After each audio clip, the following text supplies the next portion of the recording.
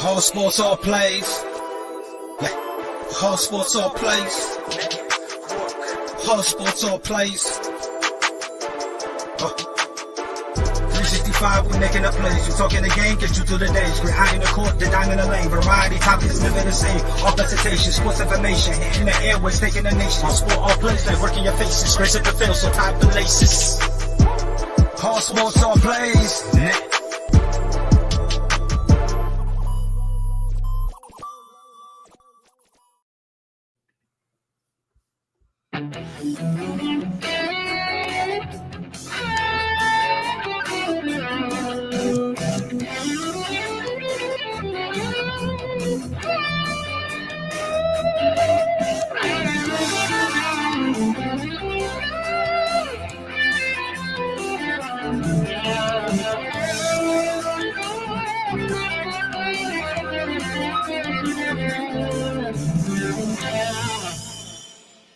What is going on, everyone? Welcome to your Tuesday night edition of Unscripted, live here on Facebook, live on YouTube. We are live at the Unscripted Facebook page and also on the All Sports, All Plays Network on their Facebook and YouTube. Please go check them out. They got a ton of amazing content, as always. I'm going to be your producer tonight and host, Logan Landers. And joining me is my co-host tonight. His name is Jay McLovin, but tonight he's going by Mr. Pedro Gomez. So how you doing, Gomez?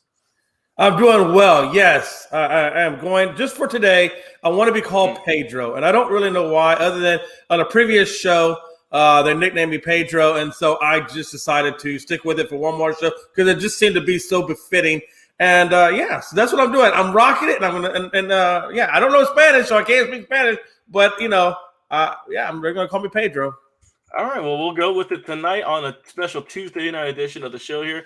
If you enjoy it, please like, comment, share, and subscribe. We go each and every week, Tuesdays, Thursdays, 7 o'clock Eastern Standard Time, Saturdays at 8 o'clock. We're not going to be going live this Thursday, but we will be back on Saturday, so please be sure to join us on Saturday, 8 o'clock, for all of the latest sports debates. If you'll come in and join in on the fun, please go to our Facebook page, and you will see the link to our show here, a StreamYard link. Allow you access to your video and your audio, and you can come on the screen and talk some sports with us. But let's get it going with our first topic tonight here. We have the NFL playoff recap and preview. So let's go back, Jay. Let's go back to the recap, and let's talk about the games that happened in the Super Wild Card weekend. We talked about the Raiders and the Bengals, and also the Patriots and the Bills last Saturday, whenever those were happening. Tough loss for the Raiders, and for the Bills, they absolutely just stomped on the Patriots. So give me your thoughts about those two games. Yeah, I thought the Raiders put up a good effort for what they have to work with. They put up a good effort, and at the end of the day, man, the Bengals were they just had too much. Mm-hmm. They had too much of them. But I think David Carr definitely deserves to be the quarterback going forward. I don't know if there's any question about that. I think they need to resolve that, because I think he's still your guy. I think Waller's a good one, and I think Hunter Renfrow. I was normally a little bit okay with him in the regular season, but it seemed like when he played against the Bengals, he just couldn't quite pull in the pass. Like, it was something on his fingers that was just making it too slippery. On the other side, but I do like the Raiders. I think they're going to be fine. Now they're going to look for a new coach. I don't know why. I think they should keep the coach. I don't know why they're moving on for the general manager, because he's the one. Maybe he makes some questionable drafting decisions, but maybe that's the reason why. If that's fine, that's fine. But I don't think you move on from the coach. I think the coach did. Matter of fact, I think the coach did great given the circumstances that he was given and the team that was given. But in any event, they did an okay job. But obviously, the Bengals are going to move on from there, play the Titans, and I think. I think that's the Bengals put up a good effort, and it's going to be curious to see how far they go in the playoffs. We'll talk more about the preview. I'm going to hold off my comments about the Titans in the preview, because I got some interesting stuff. But on the other side, you talk about Buffalo, man. Buffalo, jeez, man. 7 straight touchdowns. 7 straight touchdowns. I guess if there's any questions about Josh Allen, I guess he kind of shut them up, and I guess now, we're looking at Josh Allen a little bit differently now. So, and I think the Bills are going to give Kansas City one hell of a run, and I think Kansas City is going to give the Bills one hell of a run, because they have both played extremely well. So I definitely think this is going to be a very competitive match. Yeah, going back to the Raiders and Bengals, like I said, tough loss. The Raiders, I don't know if they're going to keep the coach or not because it seems like all the players love him. They want to keep him around. But usually with a new general manager comes a new head coach. That's just kind of the lay of the land, right? Yeah. So we'll see if he goes somewhere else, if he ends up staying on the staff. So who knows with that, because they did fire Mike Mayock there today. And I said to you guys in the group chat that he did great in late rounds, right? He picked up some really good guys later in the rounds. But those coveted first-round picks, they all pretty much didn't do nothing. So that, they just kind of got tired with that.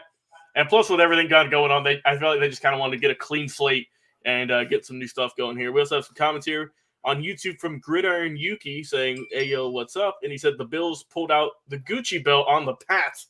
They did. Oh, man. You're not kidding. We had Frankie on the show when that game was pretty much over at halftime. And they were just getting whomped, man. I mean, like I said, 7 straight touchdowns. They brought a punter in who's making his NFL debut. He didn't get a chance to kick the ball. I mean, so that's just how dominant they were, Jay. And that's a statement win, if anything, because, they had been battling each other for the AFC East title. Pats had a good season, no doubt. And I thought the Patriots would take it, honestly, with Bill Belichick being, a really good coach. Their defense was back. Matt Jones had a good year. And it just didn't go that way. I mean, the Bills' offense was clicking on literally every single cylinder. So it's hard to stop that. But, I mean, that's going to be great.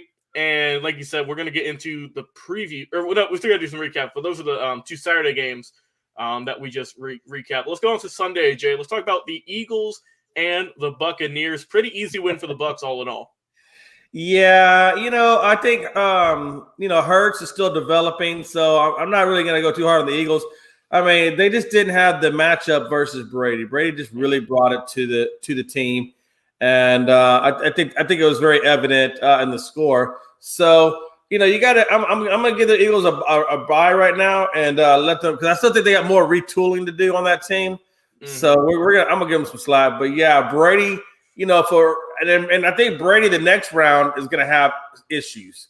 I think, he kind of, is okay here. But I think when he goes and he plays L.A., I think that's where he runs into – we'll talk more about that. But I think that's where he runs into issues. But, yeah, I definitely think Brady did a good job against the Eagles. And I think that Dallas, got off to a slow start against San Fran. And then, of course, the penalties got to them.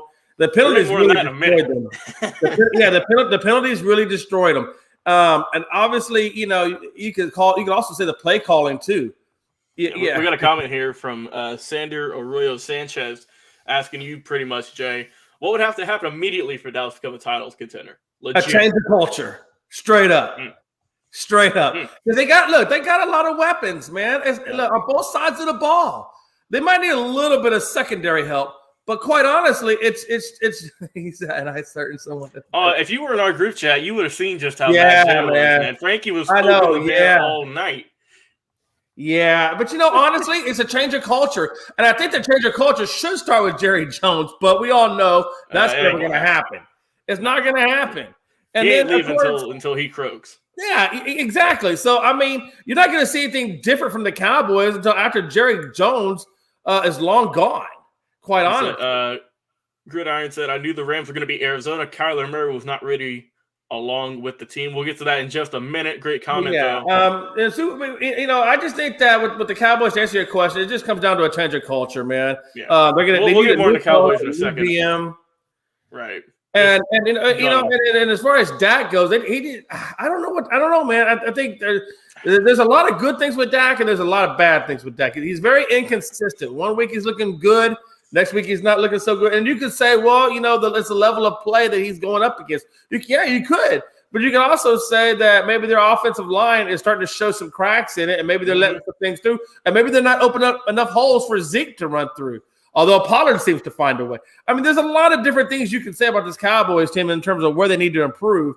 But I think it all starts with the coach. Well, it really starts with Jerry Jones, but we know that's not going to happen. Yeah. Yeah, we're getting some more comments here saying, I was happy that we won against Dallas. Both my team and Jay's team played one hell of a ball game, but it goes to show that Dallas was not really prepared for our physical play style. Anthony Price coming in here saying, Jay, since the Cowboys are good during the season, but bad in the playoffs, can you finally blame Kellen Moore? I blame a lot of things, man. I'm telling you. I think it starts with the head coach and trickles It's down. not just one person. Let's get that. Yeah, I think it starts with Mike McCarthy is very antiquated. Kellen Moore does not do a lot of motion. I think Kellen Moore has a lot more to develop on his coordinating style. So yeah, he Josh, took the P's out. I think there's a lot of things, but I think it starts with the coaching and the culture. It's a culture change. It's a way to do business. The whole damn thing needs to change. The whole model needs to change. It needs to go away from yes men to Jerry Jones and get an actual GM in there that can evaluate the talent and bring in a guy like Brian Flores. And then let Brian Flores pick his coordinators. Because I just want to start over. I don't want to get rid of the personnel unless Brian Flores doesn't believe in the personnel. But I would love to bring in a guy like Brian Flores and let him make the changes necessary, because I love what he did with Miami. He went to Miami, took it from the ground floor up and built that franchise. And whoever takes over Miami is going to inherit one hell of a team, which makes me think that Brian Flores got Mark Jackson. But that's why I said as soon as he got fired, he got Mark Jackson. Exactly. I think that's what it takes, man. To answer your question, that's what it takes. It takes a culture change to infect that team from the top and let it trickle its way down and fix all the other issues within the player side of things as well. Going on to the LA Rams Cardinals game, well, I guess you could see Kyler Murray, show cracks. I'm surprised Dallas didn't expose the horrible. Yeah, exactly. Well, it's hard for him to expose the secondary when he's running around all over the place and getting running for his life. He got that. They just never really. I mean, I think they exposed him in the second half, but that first half was just straight penalties. And of course, you saw the penalties they took on the defensive side of the ball too. On the second half, unnecessary on too. And we're not even going to talk about Dak not being aware of where the referee is to give him the ball so we can get another snap. I mean, there's just so many things that go wrong that had nothing to do with the 49ers, but everything to do with Dallas, and a lack of discipline. Right? And we talked about that on ASAP. There's lack of discipline on Dallas' side, and I can see it. And where does discipline come from? Coaching staff. Where does it come from? A culture change in the coaching staff to incite the discipline. If you remember back to when Wade Phillips was there, they weren't really penalized as much, because Wade Phillips kind of had an iron fist on that. You didn't really start seeing them committing penalties until Jason Garrett took over and kind of relaxed off of them. We can get away with secondary because of our I get that, but not really necessarily true, because if you remember, Bosa went out like in the second quarter with a concussion. We don't know if he's. And then you lost the other guy. I can't remember his name, but you lost the other guy. You're the main guy. I don't remember his name, but you know what I'm talking about, right? They lost two key defensive guys off their defense, and we were struggling. But we were struggling because of penalties, man. It was just a whole lot of Dallas and just beating yourself pretty much. Exactly. But yeah, going on to that LA game, man. Stafford only threw 17 times. Is LA offense too much way to handle? Man, that's a good question, because you're still going up against the GOAT. You're still going up against the reigning Super Bowl team. So yes, they got injuries, but as you saw with the Eagles, talking about Jay Fred Warner. I don't. It's like that. Like they said, man, you never want to bet against Brady. Right. It's hard to bet against Brady. But at the same time, if somebody's going to play him and show that, what if, it would be the LA team, because they have a great offense and their defense could probably most likely get pressure onto Brady. And when Brady gets put under pressure, you know what's going to happen. You'll see Atlanta first half before they got blown out in the second half. And that was because they didn't get pressure on Tom Brady in the second half. But I think you'll see that first half of that game throughout the whole way, because I don't think Darnold's going to let up. But yeah, like Kyler Murray, I think what hurt them was that offensive line, Kyle Shanahan's lack of play calling, and Kyler Murray just being a young quarterback and not taking care of the ball in some situations, especially when he almost took that safety and then wound up giving up a pick six. I think, like they said earlier, he should have just taken the safety, given up 2, because 2 points is much less than 7. So. I mean, you got to make smart decisions. So I think it's a lot of different things, honestly. Right. What do you think, Logan? Yeah, let me go back here. We got some comments throw up here. Josh is saying that Arizona is a completely different team without Hopkins. That's true. Saying the Niners had 9 penalties and Jay's Cowboys had 14. Somehow their penalties didn't affect them as much. Also, Fred Warner is expected to play along with Jimmy G, but Nick Bosa is likely out against the Green Bay Packers. So we'll see how that's going to go. But let me go back to the to the Bucs and the Eagles. The Eagles beat themselves. I mean, Tom Brady did his thing, but the amount of overthrown passes I saw Jalen Hurts do, probably 5+. Their special teams game was atrocious. I mean, there was multiple times where I think Jalen Reagor was the punt returner, and he just muffed the kick or just didn't even see the ball. That happened multiple times. And that's the thing, Jay, is we talk about offense and defense, but it's really in, like we're talking about the Cowboys, we'll get to in a second, it's in the playoffs where you see how crucial special teams preparation is, discipline is. And that's how teams get exposed. That's how the Eagles got exposed, right? Is their special teams game hurt them, and they end up losing in the end. I know they got 15 on the board, but that was really towards the end when, Tampa stopped playing, really. I mean, Tom Brady did a great job, as always. I figured they were going to win that game. It's going to be tough against the Rams. Like you said, the Rams got a good win against the Cardinals. I thought the Cardinals would win, honestly. I knew Hopkins was out, but I just thought Murray was going to kind of have a breakout game, right? You kind of knew it was going to be coming. Didn't happen, not so much. When Odell Beckham Jr. outthrows you for yards in, I think, the first half, something is dire and something is very much wrong. And much like Josh Bailey said, they're a completely different team without DeAndre Hopkins. I would have thought that A.J. Green or Christian Kirk or someone would have stepped up in his absence, but, I mean, nothing really happened. Going on to the Dallas and San Francisco game, what a crazy ending. Fans were throwing trash or whatever at the Niners. But, I mean, honestly, Dallas had plenty of other chances to win that game, to get ahead. And like we said, the penalties killed them, 14, which is, I think, the most in their playoff history, if I'm not mistaken. They just were undisciplined, having useless calls. And I still don't understand, Jay, that quarterback sneak with, 12 seconds left whenever you have no timeouts.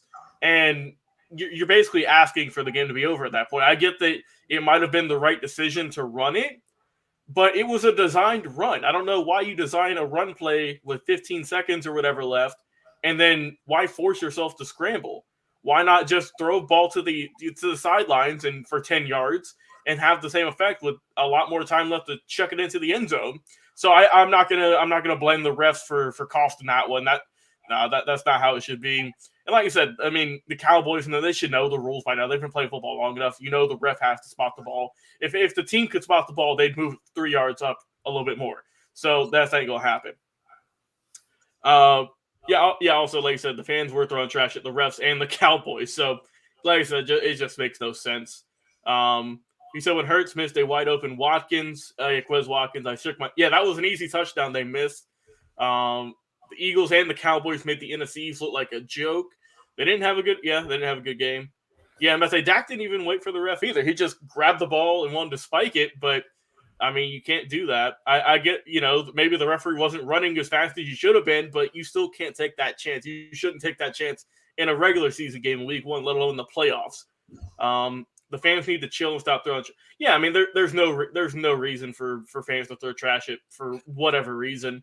I mean, it is what it is. I get they were upset or whatever, but there's no way you need to be throwing beer and water and pretzels at refs and players. That's just it's not cool. Hey, by the way, NFC, he didn't even mention Washington or Giants. You don't think the Giants make the East look like a joke? I'm about to say, he didn't mention them just because they weren't even close to the playoffs. The only time they were close to the playoffs was man. One. At least, if anything, at least the Cowboys were competitive. They didn't get a blowout like the New England Patriots did. I'm just saying, they didn't get a blowout. Yeah. So come on now. Give a little bit of love. Jay, the Cowboys beat themselves. 14 penalties. You can't have that in the playoffs. I don't care if you're on offense or defense. That's unexcusable. Mike McCarthy, for whatever reason, and however many years he's been coaching, still can't manage a game clock. I don't know who designed if it was McCarthy. I don't know who signed off on that quarterback run. We'll get to that in a little bit more in the next topic. That made no sense to me. He said Washington is a joke as a franchise. Hey, well, at least you could call them the Washington fill in the blanks here in about 2 weeks here when they finally get a name. So that'll be nice to see. Going to, let's see, what game did I miss? Oh, yeah, Kansas City and Pittsburgh. I mean, I feel like everyone knew Kansas City was going to win that ball game. They just, they did what they needed to do. They took care of business. They're moving on. And I mean, like I said, the Bills and Patriots, it was a blowout. I did not see it coming. But I know Frankie was heartbroken, but it is what it is. That's how football is. But Jay, let's get on to these to the previews now for the games this upcoming week. Let's just go. Let's just entertain Joshua Bailey. Let me get that comment pulled up again. Let's go with the Packers and the 49ers up first. Who do you got? Yeah, historically, the Niners have won the last 3 matchups that these guys have faced. But I'll say this. Number 1, they don't have Joey Bosa. Number 2, I don't believe in Garoppolo after watching him play against Dallas and watch how many times he tried to give Dallas that win. Mm-hmm. And number 3, I mean, and they do have Deebo Samuel, I get that, but that one guy ain't going to be enough, and they ain't playing in no frozen tundra in Dallas. So they got to go up north and play at Lambeau against those cheesehead fans that I guarantee you, I bet you it's going to be snowing in Green Bay because it's about that time of year, or at least, and I guarantee you they have hard winds. So I'm telling you, hey, 49ers getting ready, and Nick Bosa, I know he's not going to be back, and neither is that other guy. I can't remember the other guy's name for nothing. Fred Warner. Huh? Fred Warner. Yeah. So both of those guys are out of the game. So I don't think they're going to have enough to compete with the Green Bay Packers. I think Green Bay walks all over San Francisco and will meet up with the winner of the Buccaneers and LA.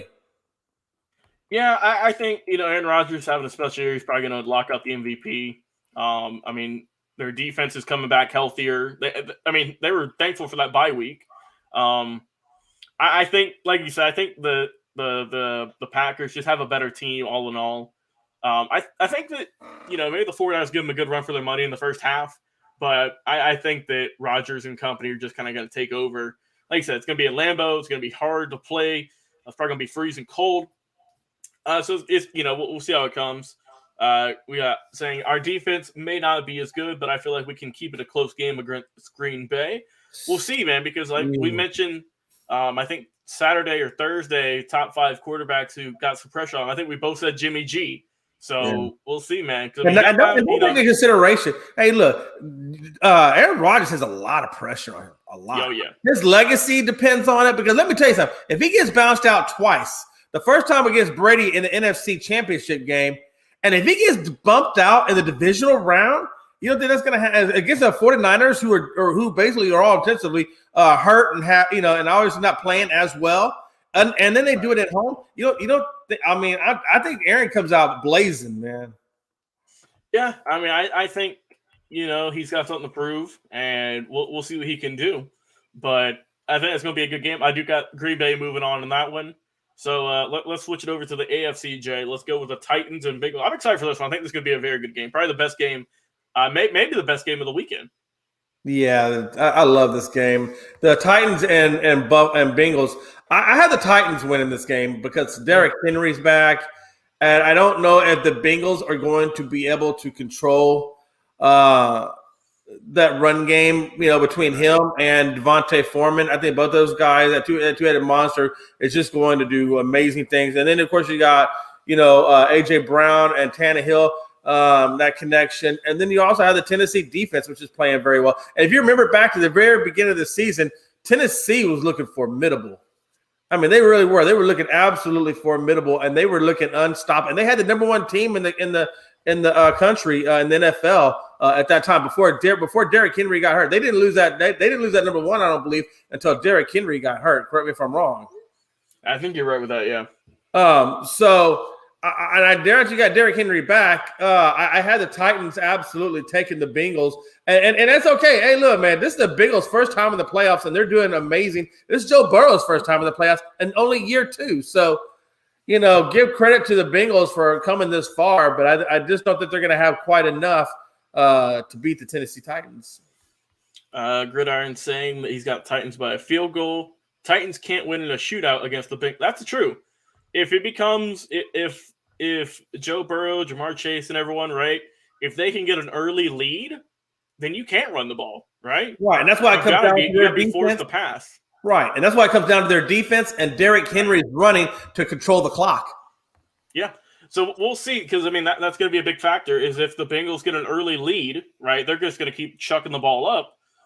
But if Tennessee can control the clock, like you said, with Henry, and also just kind of some short passes, then it all just is going to see how it's going to play out. I mean, the Bengals got their first playoff win in 30 years, so the fans are just ecstatic for that. They're hoping they can keep moving forward. It's going to be tough, Jay. I mean, I don't know who to pick in this one because it's pretty even. You have an electric offense against another electric offense, right? One running, one for passing. I might go with the upset a little bit. I feel like the Bengals have just a swagger about them this year. I mean, I think Zach Taylor should probably win the Coach of the Year with what he's been able to do. Joe Burrow might, he might already have the most improved or the comeback player of the year, right? Him or Dak probably. So I don't know. I'm just going to ride the luck out with this one, see if they can keep it going and move on to the AFC Championship. But let's go back to the NFC with the Bucs. We were talking about a little bit, but let's finish up with the Bucs and the Rams here. Yeah, I think Tom is the GOAT, so I never want to bet against Tom. I don't. But I will say this. I think that defense has exactly. And let's be real quick. Who doesn't want to see Tennessee Titans versus the LA Rams 2.0? And they can even call it the revenge game, the 1 yard revenge game. I mean, there's that'd be sweet. Market that, right? Yeah, you could definitely do that. But that's what I want to. That's what I would love to see. They wanted him just another veteran. Honestly, he didn't do nothing. Trying to get a ring, pretty much didn't work. But yeah, when it comes to LA and Brady, I think Brady you can't discount Brady. But he also lost some key players. Like I said, he doesn't have that slant, and I think the game is going to come down to LA's defense because LA has a great offense. We know LA's offense should be able to put up numbers, and what it's going to come down to is can LA's defense do what they brought Von Miller and Weddle and Patrick Ramsey. All these guys come in for one thing, man, and that's to put pressure on Brady. Can they put pressure on Brady? If they can put pressure on Brady, then I say LA gets the win. If LA comes in and they're unable to get pressure on Brady and they allow Brady to operate in the pocket, then I would absolutely go with Tampa to win. So it's really going to determine how LA's defense comes out and plays against that Tampa offense. But if that defense comes out and plays, then I definitely think the Rams can take that. Also, something to maybe just keep in the back of your head too against the Eagles. Tristan Wirfs and I think Ryan Jensen is his name. 2 offensive linemen. They did go down. They did come. I know Jensen did come back. Wirfs tried to come back in, but he got hurt again. So we'll see if that plays a part, right? Because they're still. I mean, don't get me wrong. Everyone's hurt this time of year, but I mean, those are. I mean, the Bucs have a tremendous offensive line, and once those guys went down, I mean, Brady got sacked a couple of times, so that could be a factor. Like you said, Von Miller, he's proven in the playoffs that he can come up big, and we'll see what else the Rams D-line can do. I'll get some comments here. Did they say Fournette's coming back?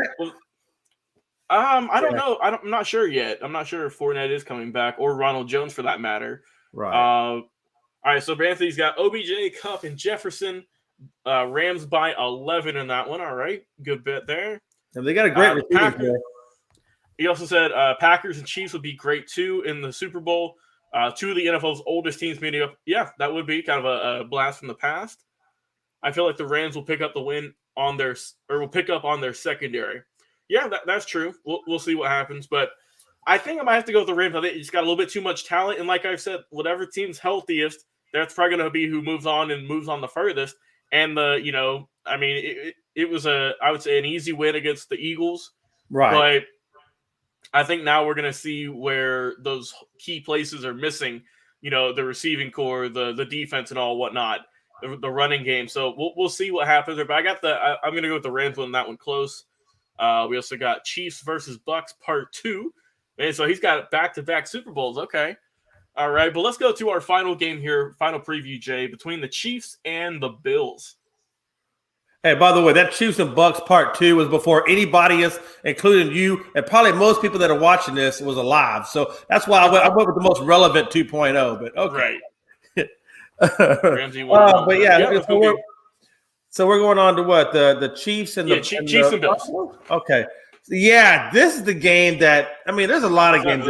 All these games really, for various reasons, intrigue me. Right. But the reason why I like this one, I guess, the most is just because of the blowouts that both of them did in the wild card round. And Kansas City and Buffalo should be very electric. And I think, correct me if I'm wrong, did Buffalo beat Kansas City on the last meeting? I think so. If someone in the comments can put that, that'd be great. I trust you, Jay. I want to say that Buffalo beat them the last go around, but I think, man, Tyreek Hill looked pretty good last game, and Mahomes started to look more like Mahomes, and they do have a good defense. They do have a run game, which I think that's the one edge. That's the one edge where I give KC over Buffalo is they have a better running game. I think Buffalo. Buffalo. Oh, okay. Thank you. I wasn't 100% sure on that. That's why I was 100. Yeah, man. I don't know who to go for. Because I like Tyreek Hill's speed, and and I think they have a better run game, and it's going to be in Kansas City. But man, you can't discount his 7 touchdowns over Belichick run defense. But you know what? I'm gonna do it, and I'm going to go Buffalo. I'm gonna go Buffalo. I'm just gonna do it. I'm gonna follow my gut, and I'm gonna go Buffalo gets their revenge. I'm rooting for Buffalo, man, mostly because I don't want the Chiefs to win, just because they're the Raiders' rival first and foremost. But man, the Bills fans they're crazy. I saw someone hit a nice elbow drop off of like a truck onto a table. So that's always sweet. I just want to see him, Jay. I want to see him move on and see just how more crazy the Bills Mafia can get first and foremost. But for me, it's going to be which defense is going to step up more, because you got two great passers with Mahomes, former MVP. Josh Allen's been really good in recent years. So to me, it's going to be not which offense is better, but which defense steps up the most. Like I said, the running games, I would give maybe a slight edge to KC. But the receiving cores, they're right there. The defenses, they're pretty even. So, I just want to go with the Bills, just see what those fans can do, man. But it's going to be interesting. I think this is going to be a really good group with 4 games coming up this weekend. So it's going to be a great matchup on Saturday and Sunday. That's what I like about it, man. We get games on 2 days in a row. You can't beat that. No, you cannot. All right, but let's keep moving on. More football talk here. And, Jay, this one's mostly just for you. They said they're not going to fire him, but in your opinion, as a lifelong Cowboys fan, should they fire Mike McCarthy? Yeah, I'm really upset that Jerry didn't really interview, more candidates before he made his hire. Mm-hmm. I don't think Mike McCarthy should have ever been hired in the first place. I was so adamant about not bringing him in, just because I just felt like the game had passed him by. I felt like he was, like you said, he's good in the regular season, but he's terrible in the playoffs. The only reason he's got a Super Bowl, they should. I was about to say, I thought it was going to be a 10-second topic. But you know what? Hey, and the thing about it is I just don't. He got his ring because of Aaron Rodgers. So I think that's what maybe and so because he had that Super Bowl ring. I think that made Jerry's head turn, and I think Jerry felt like he could manipulate and control Mike McCarthy, and so he said, "Yeah, I think that's going to be my guy." But no, I would much rather see Brian Flores, and I definitely, if I was Jerry Jones or any GM for that matter, he's gone. Yeah, like you say, you just read his mind here. Flores, he's going to get hired as soon as the postseason's over. That's right. I would think that'd be the first head coach that signs. If not, I don't know what teams would be waiting for. But I'm with you, Jay. I think he won a Super Bowl 10 years ago, but he ain't won one since. I don't think he's been close to getting back one since. So it's just, like you said, he can't manage clock as a head coach. I don't know if it was him or Moore who called that run play. Obviously it seems like the guys on defense, the O-line, they don't really care to listen to him since they had 14 penalties. That's just discipline in the player, listening to the coach. Because, at what point do you stop holding guys, right? So, he must not have I guess he's kind of taking more of a backseat to coaching in a way that's more relaxed. And that's fine in the regular season. They did great things. But, when it matters most in the postseason, his guys didn't really do much. I mean, Micah Parsons didn't do a whole lot, right? He had a great rookie season, but he didn't kind of do much throughout the playoff game. Like we mentioned, all the 14, 15 penalties they had as a team, just bad management, some questionable play calls. It seemed like they just were not prepared. And I mean, I think they should definitely move on. There's a bunch of more qualified, I think probably more respected head coaches out there, like a Bieniemy, like a Flores, and there 20 other coordinators I can't even think of right now who would probably be in a better spot than Mike McCarthy right now. And I mean, there's no disrespect. He's had a good career, but like you mentioned, Jay, he got a Super Bowl back 10 plus years ago. I think the game's passed him by. And I don't know if this Cowboys group, which is probably one of the better groups that y'all have had in recent years, can advance further with just this guy at the helm. Oh, absolutely. And I think Brian Flores brings that cultural change that I was talking about earlier that they need to be successful. The problem is you saw Brian Flores challenged the management of Miami, and of course now he's gone. And there's no way Jerry Jones is going to bring him in and have him get challenged. And that's why I say he's not a yes man. And so Jerry's not going to hire him based off of that. Damon Hernandez saying, when is Jerry Jones going to let go of his ego and realize he needs a GM? Never. Dead. When he's dead, probably. Yeah, I'm about to say whenever the day Jerry Jones passes away, that's when Mr. Hernandez, because he's going to be, he wants to control that team, and credit to him, but it ain't worked, right? You know what scares me the most? Years now. Hey, you know what scares me the most is that Jerry Jones passes away, passes the son down to Steven, and then Steven just basically carries on the legacy of egoness. That's what scares me. We'll see how that plays out, but I mean, I don't think that Mike McCarthy is the right guy. I think you have a great personnel, and also I don't know if you had Michael Gallup that would even make if that would have even helped. I don't think so. But also, I missed a comment here a while back. Let me find it real quick. Talking about Randy Gregory. Let me see if I can find it here. But so y'all going crazy in the comments tonight. I appreciate it. Anthony Price saying, why is Randy Gregory still on the team? He's the reason y'all got flagged. I don't know how many flags he got, Jay, but it felt like he got probably 5 of the 14. Yeah, I don't think we should get rid of Randy Gregory. Yeah, he's still a pretty good part of that offense. I mean, that defense.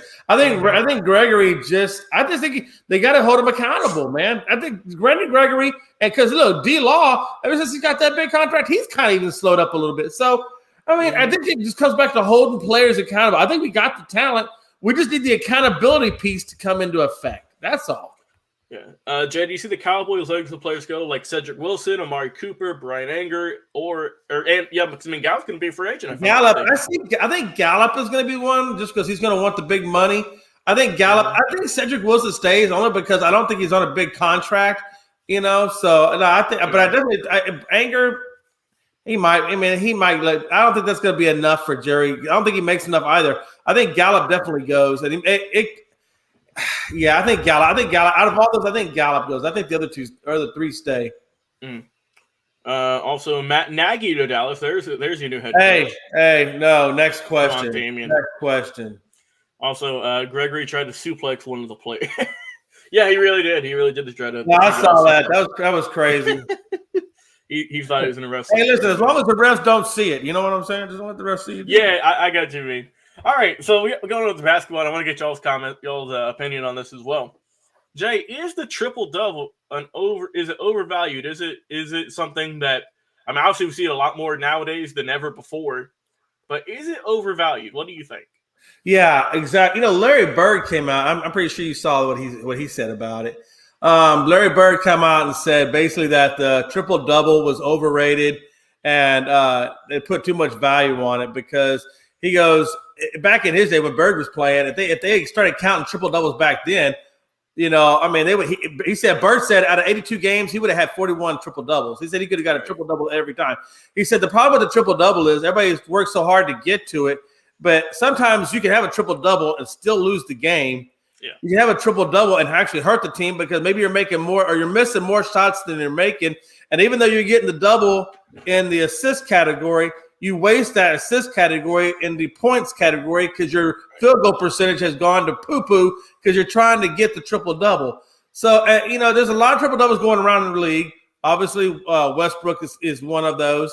that is the king of the triple double, right? Then you got Braun and a few other guys out there with triple doubles, but and I think Chris Paul gets triple doubles and stuff. So Jokic, but, a few of those guys.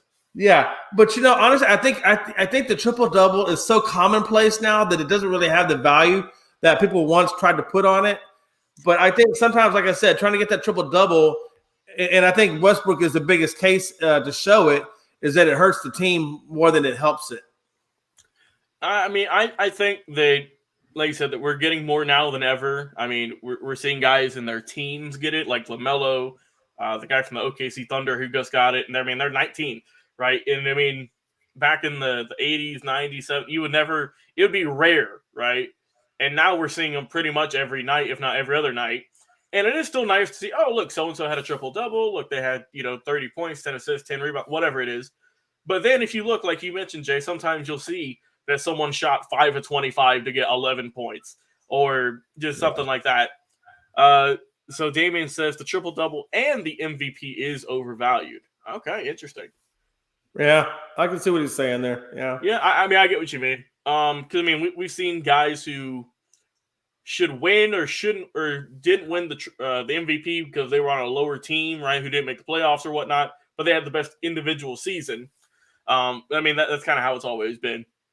So, I mean, honestly, right, if it was the best player in the NBA, I mean, LeBron would have probably gotten 10 MVPs by now. Let's just be real. Right. But, I mean, yeah, I think it is still, it's hard to get. It's a good feat, but I just think we're seeing so much of it now. It loses its essence, its value.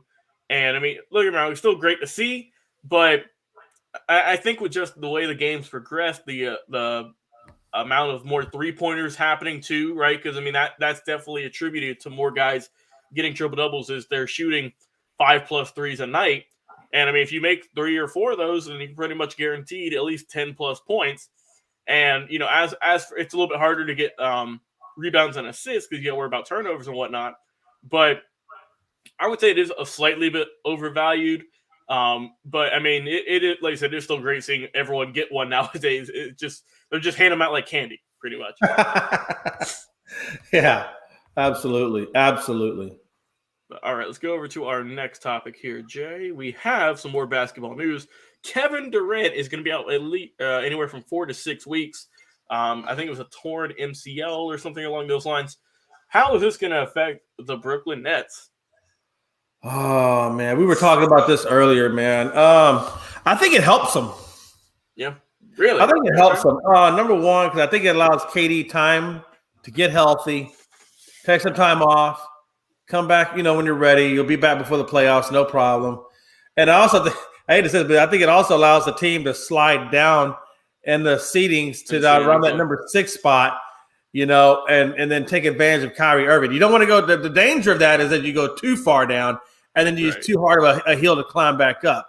So you got to be, it is a little bit of a touch and go situation. But if the Brooklyn Nets can take on the Memphis Grizzlies philosophy of next man up, then they should be okay. But I think he needs time off to heal, get himself right. And then when he does come back, for the love of God, stop playing him 40 damn minutes. This man's body is not built to go 40 damn minutes. It's just maybe around 28, 29 minutes. Yeah. I'd probably put him around there. But the 40, I think, is just too much for his body, given where his body is at physically because of the surgeries. That ages your body. So I think they need to take it a little bit easier on KD if they want to stretch KD out a little bit. I mean, I think it's going to affect Brooklyn because once James Harden saw that Durant's going down, his eyes lit up because what that means. He gets to handle the ball. Oh, yeah. And that's when we get to see, 2018-19 James Harden again. And Kyrie, whenever he does play on the road, we'll see how he does. But I think they are going to slide a little bit. I mean, I don't think they're going to go on I don't think they're going to be a tank job, obviously, with the team they've got. They shouldn't. But it's going to be a little bit tougher, I think, because, playing with just Harden and, all the other guys, or, Harden and Kyrie, it is going to be a little bit tougher because you don't have, a guy who's in the MVP talks. You don't have the 7-footer who can space the floor and do, who's one of the best basketball players of all time. Right. And it's obviously going to hurt their record some. But I think that, like you said, they shouldn't rush it. They're still going to be in the playoffs, no worries. And let them rest, get them get fully healed. cut his minutes down, like you say, he does not need to be playing 40 minutes. If he's still playing that much, then I mean, good grief, you did something wrong with your roster. But I think that, like you said, just take your time. They're going to be fine. They're going to get in the playoffs, no questions asked, and they'll be fine. You're saying, how would this affect Brooklyn? A whole lot of bandwagon fans are going to drop off for a couple of weeks, pretty much.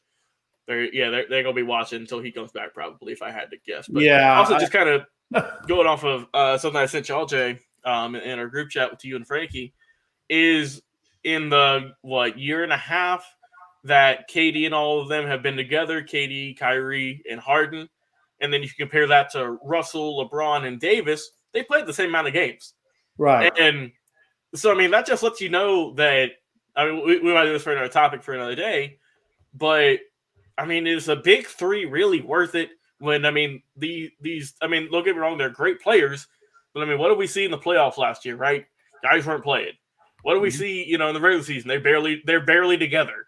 So, right. I mean, and you're wasting all of your future pretty much for a championship. I mean, it might work, but you're focusing on just, 2 or 3 guys, and it's just going to be rough. Yeah, I do believe that. I'd much rather have maybe 1 or 2 good guys with a lot of role players playing their roles. Yeah, Damien's saying the Nets were winning games without him and Kyrie, so it shouldn't affect them that bad. Plus, if they do lose games, that helps them fall to that 6th seed that everyone thinks they should end up so, yeah, they'll be fine. I don't think, like I said, they're not going to fall off of playoffs or whatever. There's no need to hit the panic button. I think they'll be just fine, and just like I said, just take it easy, have them come back, and all will be good. But all right, Jay, let's go into some college basketball. Now we haven't touched on college much this season, but let's do a quick NCAA top 25 standings update. Let me get it pulled up here, and I'll read them off to you, Jay, and let me know how you think these teams are doing and who you think might be coming out on top in the very near future. Let me get this pulled up here on ESPN, and here we are. All right, so number 1 is Gonzaga. Number 2 is Auburn. I'm just going to do top 25 because why not? Number 3 is Arizona. 4 is Purdue. 5 is Baylor. 6 is Duke. 7 is Kansas. 8 is Wisconsin. UCLA is 9th. Houston is 10. Villanova at 11. Kentucky at 12. LSU 13. Michigan State 14. Iowa State 15. USC 16. Illinois is 17. Texas Tech at 18. Ohio State 19. Xavier at 20. Providence at 21. Loyola Chicago at 22. Texas 23. Tennessee comes in at 24. And finally at 25 is UConn. So, Jay, what are your thoughts on just how the standings are going right now with about 16, 17 games played in the season so far?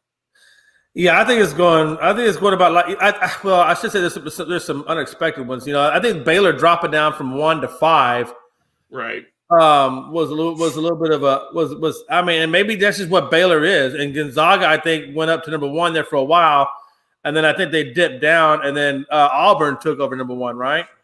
Auburn is currently number 2 right now. Auburn's currently number 2. Okay.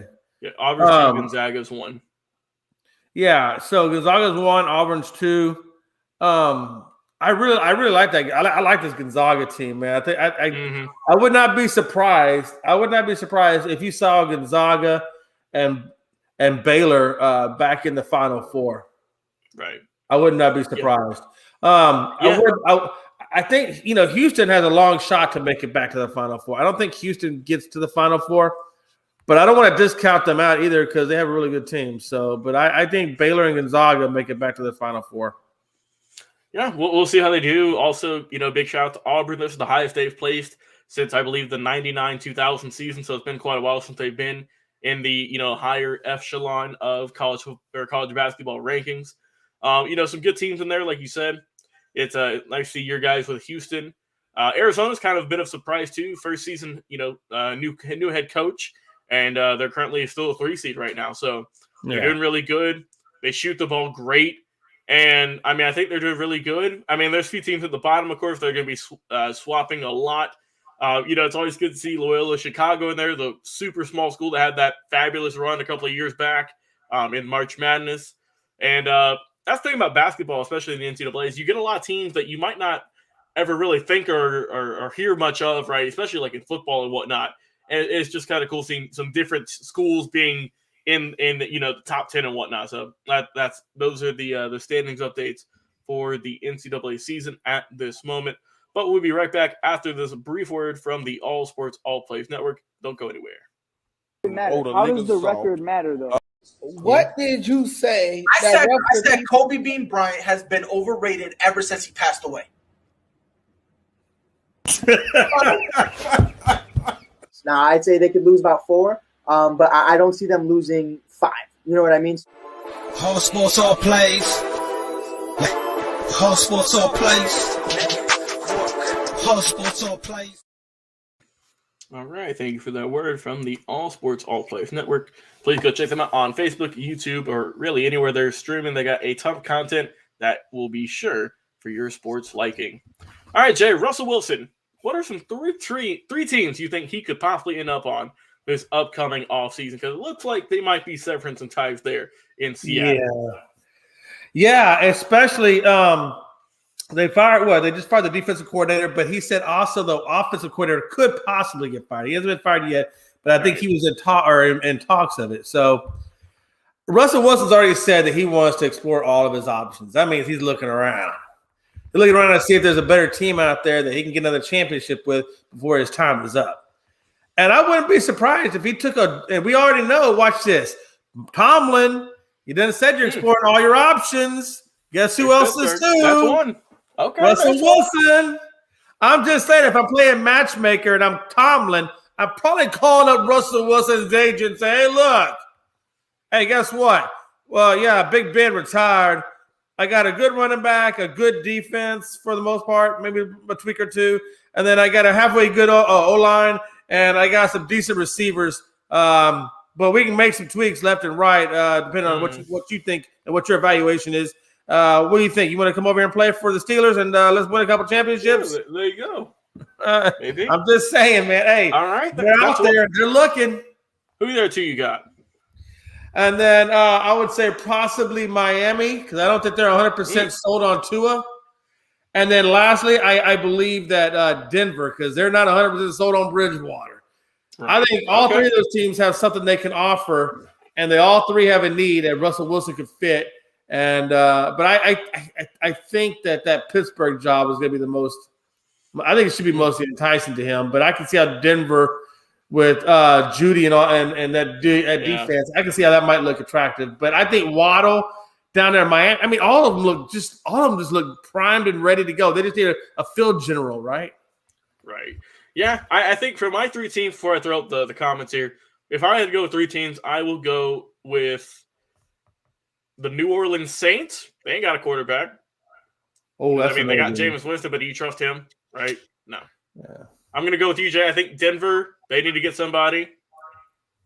And also the New York Giants. I don't trust Daniel Jones with anything. Yeah, but if you want to go to a rebuild, that's the only thing. Yeah, that's the thing, too. Also, a surprise that I think that could happen, right? Maybe Cleveland. Yeah. Maybe you trade him for Mayfield. Yeah, they can make a trade for that. Yeah. It seems like that ain't going good, right? That's kind of sinking. Well, I mean, he would do good things in Cleveland for sure. All right, so we got the Broncos, the Vikings, and the Steelers from Gridiron Yuki. From Damian Hernandez, we have Pittsburgh, the Giants, and also Minnesota. So, yeah, we didn't even mention Minnesota. I just didn't think Minnesota. I don't know if they're going to get rid of Kirk Cousins, though. That's the thing. Is that I don't think Kirk Cousins is better than any of the quarterbacks we just listed with Jameis Winston, Daniel Jones, Drew Lock, Teddy, whoever. I trust Kirk Cousins more. That's why I didn't put them in my top 3. But that could be a possibility, though. I mean, and not to mention, Miami has all that cap space available. Yeah, but I mean, I don't know. Do you trade Tua to the Seahawks, though? I mean, if you don't believe in them, and I don't know that I don't know if they're really truly believing in them. Also, we got Washington. I mean, Taylor Heineke. He had a decent year, but I mean, that ain't going to turn your franchise around, right? He's just kind of there. I don't think Logan Thomas and McLaurin are enough for him to say, yes, I'm going to go there. Do you think if Wilson leaves, the Seahawks will change their jerseys like the Patriots did when Brady left? Oh, I mean, I don't know. They're rocking like the Mariners and the Kraken, that blue, that green color. I don't think they change them that much. I'm not going to say they're iconic or anything, but if they did change them, it wouldn't be crazy. I like those jerseys personally. I think they just say the old neon ones. I don't know. I don't know. For reason, I like it. Here's an interesting one, Jay.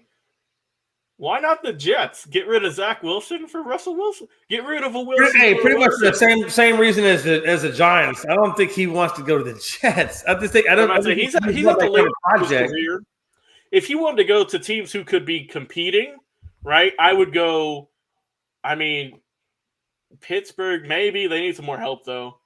The Broncos have a good upside, and then the Vikings too. But I don't see Washington because they were kind of iffy this year. I don't see the Jets or the Giants a whole lot. I just say the Giants just because they need some help. They need help everywhere. So we'll see. What about the Colts and the Raiders? I don't see the Raiders. I think Derek Carr is going to stick around. And I know we said on the previous show that they're not 100% sure on Wentz, but I don't know if they put all that money. Because they traded Wentz for a bunch of money. You'd be having to do the same thing for Wilson. You have to pay both of them. I just don't think it works salary cap wise. That's a lot of money for two quarterbacks. You're going to be working with one of them. Unless you can get Seattle to agree to a trade. Yeah, and then swap quarterbacks. Yeah. All right. Well, we've got everyone here. Top 5 NFL jerseys, Jay. I guess just current day. So. I still don't. You know what, Jay? We'll save this. We'll save this one to the end of the show. This will be our last topic. Hey, let me think on that. What time to think here? I'll put us on the spot here, buddy. But give us a little bit of time. We'll save this for the very last topic here, and we'll give you our top 5 at the end. Damon Hernandez also said the Panthers. I mean, kind of also a rebuild too. I get they got Darnold. They just paid him a lot of money. Yeah, I don't see it. No. All right, let's keep moving. On some hockey, of course, because y'all know we are some hockey fanatics here, both myself and Jay. And let's do that hockey. So some NHL standings updates. Let me get it pulled up here. And also, Jay, I think what I'm going to do, since I do not have a team, I think I need to figure out which stadium or which arena is closest to my home. And that's going to be who I choose, right? It only makes sense. Because if I need to go to a game, I'm going to go to the one whichever's closest. I mean, it could work. Yeah. And I was waiting for you to tell me who it was. I ain't done it yet. I'm gonna do it in the background. I'll let y'all know at the end of the show. Okay. Obviously, I mean, I live in Houston. I'm not from Dallas, but I live in Houston. So my closest team to go see, and I plan to go back to Houston in a couple of years. So I know when I go back, my closest team I could go see would be Dallas. So I guess that'd be Dallas Stars. See, I've got 3 teams in the mix. Potentially, I've got the Panthers, the Lightning, and then also the Carolina Hurricanes. So those are the 3 that are in the running here. So I just need to figure out which one of those are pretty much closest to my house, and we'll see how that goes. Also, appreciate Gridiron for sticking around. We'll get the jersey at the end of the show. But all right, Jay, I got the standings pulled up here. I'll do the Eastern Division. You can do the Western like we did last week. Here we go. For the Metropolitan Division in the Eastern Conference, number 1 is the New York Rangers with 54 points. Carolina Hurricanes with 52 in second. The Pittsburgh Penguins at 51 in third place. The Washington Capitals at 4th with also 51 points. And in 5th, we have the Columbus Blue Jackets with 35. In 6th, the New Jersey Devils with 33. The Philadelphia Flyers in 7th with 33. And in dead last, the New York Islanders with 30. On to the Atlantic Division, the Florida Panthers lead it. Well, actually, they're tied with the Tampa Bay Lightning, 57 apiece. The Toronto Maple Leafs are in 3rd with 51. The Boston Bruins have 46, good for 4th place. The Detroit Red Wings are in 5th with 41 points. The Buffalo Sabres with 29 points, good for 6th place.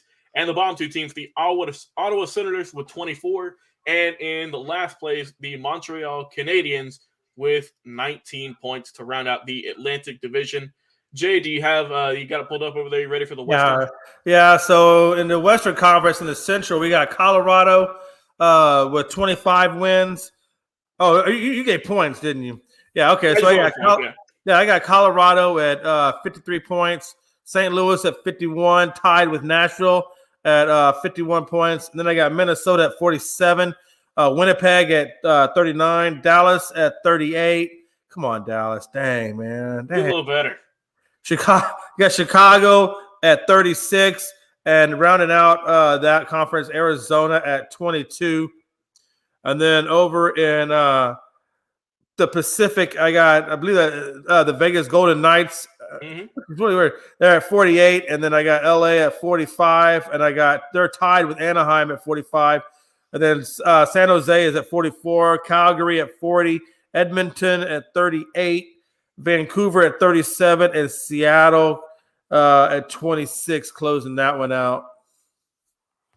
All right, I think that is all the teams. I'm doing my research here. I need to figure out I got two of the teams with the distance here for the drive. I just need to get one more, and then we'll see, Jay, who my new hockey team will be for this year and for the rest of my life. So, let's see here. Yeah, because once you pick it, we have a winner, Jay. Ding, ding, ding. The Carolina Hurricanes coming in first. It's 6 hours and 40 minutes from my house. I think the Panthers were like 9 hours, and the Lightning were about 7. So, shout out to the Carolina Hurricanes. You are my new team. And look at that. Even Gridiron predicted it with the Hurricanes. Attaboy. So I will maybe I can get a free jersey from them, hopefully, or a free sweater. And we can rock from there. So there we go. Yes, you did call it, Gridiron. Thank you for I don't know if you know where I live. That might be a little bit creepy. But, hey, I mean, good for you at least. Yeah, I like how you picked the team that was in second place, because if you'd have gone, I'm a legit fan, you might have said New York Islanders at the bottom. I'm just kidding. Nah, I don't come on. Like I said, listen, if you're gonna pick a team, pick one that's in the highest seeding. I'll pick a good one. All right, so there we go. The team since the Thrashers are long and gone, I got to go with something as close to it is, and there it is. The Carolina Hurricanes. You are my new team. Let's go win the Stanley Cup. All right, Jay, on to basketball. Wish we had Freddie, wish we had Frankie, but they're not here tonight. So, who should the Lakers trade for in order to turn this damn season around? Because they need some help. Oh, man. If I was doing it, the one that would make most sense financially and suit the need of the team, I would, and you guys think I'm crazy in this, but I would give up Westbrook for Ben Simmons. I'm bringing in Ben Simmons. I think the salary cap work. I think the finances work. And Ben doesn't have to be the greatest shooter there. He just has to be able to facilitate the ball and play good defense. And let's be honest, it's not like the Lakers are known for their defense. Go back to hockey saying Hurricanes are better than – yep, that is true. Hurricanes are better than Panthers. Trade Russell – who would you trade Russell for, though? I'm curious. Put in the comment who you would trade Russell Westbrook for. Would it be Ben Simmons? I think for me, Jay, it needs to be more than one move. I mean – Russell's damaged goods right now. I know he had a good game last night, and I know someone will want him, but you got to get rid of some other guys first to clear up some cap. Right. So I think Horton Tucker's on the trade block. I would think we went through the roster. There's probably 95% of that team is going to get traded or could get traded. We have an interesting one here, Jay, from Damian Hernandez saying trade AD and Melo. So that's a good one there. Ben Simmons and a bag of chips. That's who we would trade him for. I think, Jay, they need to trade for some other guys. They got to get some damn defense, man. They don't got any defense. They're middle of the road. They're at the end. I get Ben Simmons. He ain't played all year. That might hurt them because he ain't played all year, right? You don't know if he's – I mean, I would hope he'd be in good shape, but you don't know it. He ain't played in close to a year, 6+ months at least. So – while it does look good right now, I don't know if that would be the key to turning the season around, at the moment. I mean, I know Jeremy Grant's name's been thrown out there. I think he's in Detroit, if I'm not mistaken. Miles Turner, who I think he's hurt now, so that might be out the window now, but he's hurt in Indiana. But you got to think they're going to blow that up soon. I mean, they need guys who can play defense, who can shoot a little bit better from the perimeter. And, I mean, like I said, most of these guys are going to be gone. On the graphic here, it's got Kemba Walker and also Kevin Love. I don't see either of those guys coming over. Right. That's just a nice graphic I found on Google. We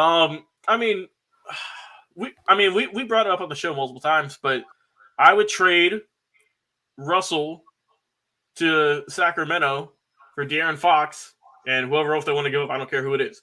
But you get a better point guard probably. a quicker, a younger point guard, and one who could shoot a little bit better. I mean, and plus you would, you get rid of some of that cap, the salary cap. So, I mean, there's a bunch of options. We got Porzingis to LA.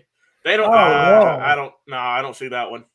I don't want to see that one, Jay. No. Now, if this was 2014-15, I'd be all for it. But I mean, after Porzingis left the Knicks to go to Dallas, what has he done? He just kind of ain't done much. Crap. He just kind of fizzled out. He's definitely not the number 2 guy that they were really hoping they would get.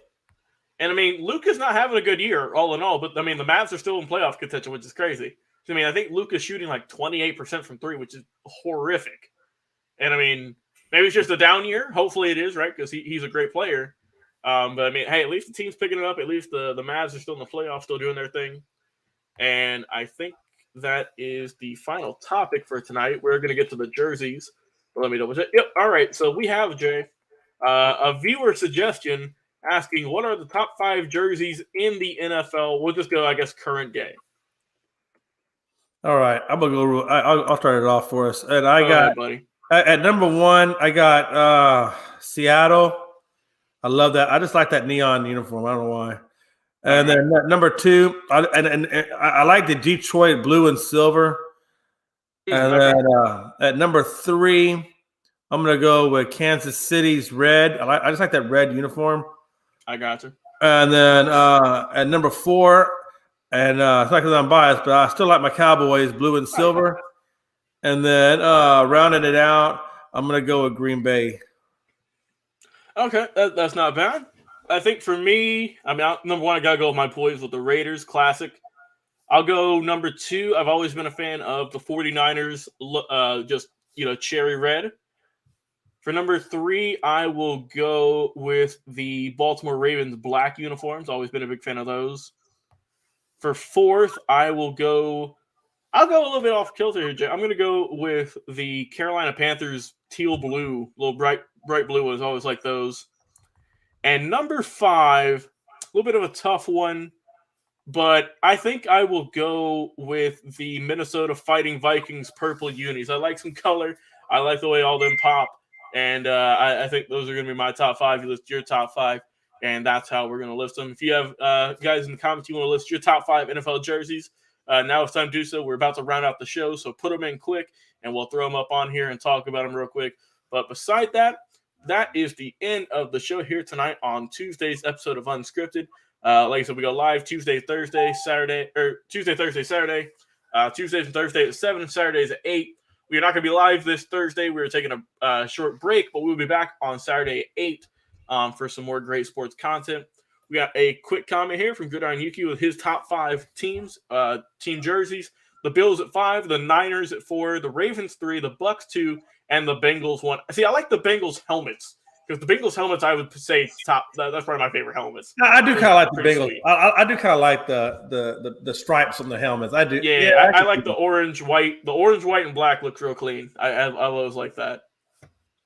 Huh. But like I said, we will not be live Thursday. We'll be back on Saturday though for my co-host Jay McLovin, bro. Thanks so much for coming on talking some sports. I have been your host and producer tonight, Logan Landers. Guys, have a great night, and we will see you on Saturday with some more amazing sports content. We'll see you soon. Whole sports all plays. Whole sports all plays. Whole sports all plays. 365, we're making up plays. You talking the game, get you through the days. We're high in the court, the dime in the lane. Variety topics, living the same. All presentation, sports information. In the airways, taking the nation. Sport all plays, like working your faces, grace at the field, so time to lace.